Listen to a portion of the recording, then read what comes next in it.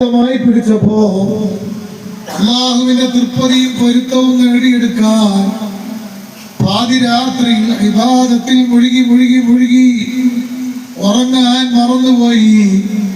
അതുകൊണ്ട് തന്നെ പുതിയൊരു ഒന്നുവിന്റെ ആവശ്യമില്ല. ഇശാഇന്റെ ഒന്നുകൊണ്ട് സുബഹി നിസ്കരിക്കുന്നു എന്ന് പറഞ്ഞാൽ രാത്രി മുഴുവനും ഇബാദത്തിൽ മുഴുകിയ മഹാനാണ് 40 കൊല്ലക്കാലം ഷെയ്ഖ് ജിലാനി. ഔലിയാക്കന്മാരെ കുറിച്ച് പറയുന്ന ഒരു സാമ്പിളിന് പറഞ്ഞതാണ്. അള്ളാഹുവിന്റെ ദീന് മുറുകെ പിടിക്കാത്ത, ആ ദീന് ജനങ്ങൾക്ക് എത്തിച്ചു കൊടുക്കാത്തൊരു വലിയ ലോകത്തുണ്ടാവില്ല. അങ്ങനെ ആരെങ്കിലും ദീനിൽ നിന്ന് അകന്നുപോയി ജീവിക്കുന്നുണ്ടെങ്കിൽ അയാൾ കാണിക്കുന്ന അത്ഭുതങ്ങളെ കുറിച്ച് കറാമത്ത് എന്ന് പറയാൻ പറ്റില്ല എന്ന് അവരെ മക്കൾ പറഞ്ഞത്.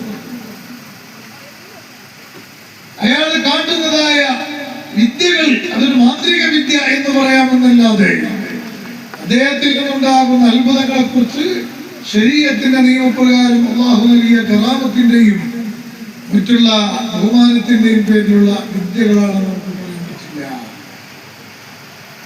അതുകൊണ്ട് ഞാൻ പറയുന്നത്, ഈ ഔലിയാക്കന്മാർ അവരെ കൂടെ നമ്മൾ ജീവിക്കണമെന്നാണ് പരിശുദ്ധ ഖുർആൻ പറഞ്ഞത്. അവരേത് സമയത്ത് നമ്മൾ അനുസ്മരിക്കണമെന്നാണ് ഖുർആൻ പറയുന്നത്.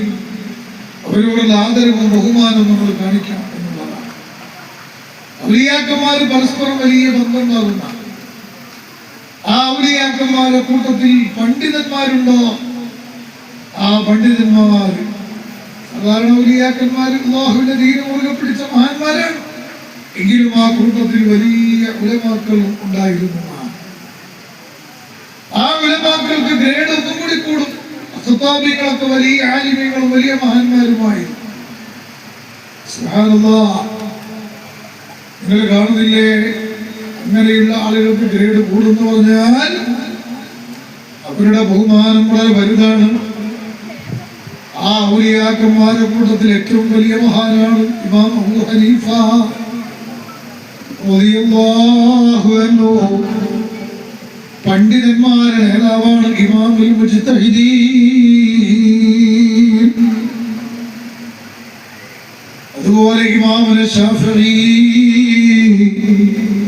ഇമാം മാലിക് ഇബ്നു അനസ് റളിയല്ലാഹു അൻഹു, ഇമാം അഹ്മദ് ഇബ്നു ഹംബൽ റളിയല്ലാഹു അൻഹും അജ്മഈൻ. ഒക്കെ വലിയ മഹാനാണ്. ആ മഹാന്മാർക്ക് ഗ്രഹണമൊന്നും കൂടി കൂടും. അതുകൊണ്ടാണല്ലോ സഹോദരന്മാരെ, ഷാഫി